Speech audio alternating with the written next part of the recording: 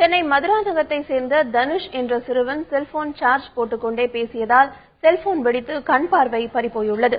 மதுராந்தகத்தை சேர்ந்த கூலி தொழிலாளி எட்டியப்பன் என்பவரது 9 வயது மகன் தனுஷ் செல்போனை சார்ஜ் போட்டுக்கொண்டு பேசிய பொழுது அது பயங்கர சப்தத்துடன் வெடித்தது.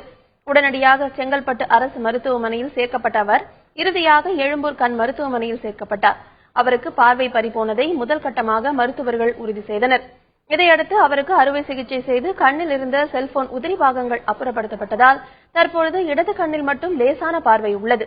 வலது கண்ணில் முழுமையாக கண் பார்வை பறிபோயுள்ளது. 1 மாதம் கழித்து தனுஷுக்கு மீண்டும் அறுவை சிகிச்சை செய்ய திட்டமிட்டுள்ளதாக மருத்துவர்கள் தெரிவித்துள்ளனர். சார்ஜர் இருக்குல்ல, பெரியவங்களோ சிறியவர்களோ, ஏன்னா செல்போன் இல்லாம வாழ்ந்துடுறான். 2 கண்ணையும் இப்ப இந்த குழந்தை இழந்திருக்கு.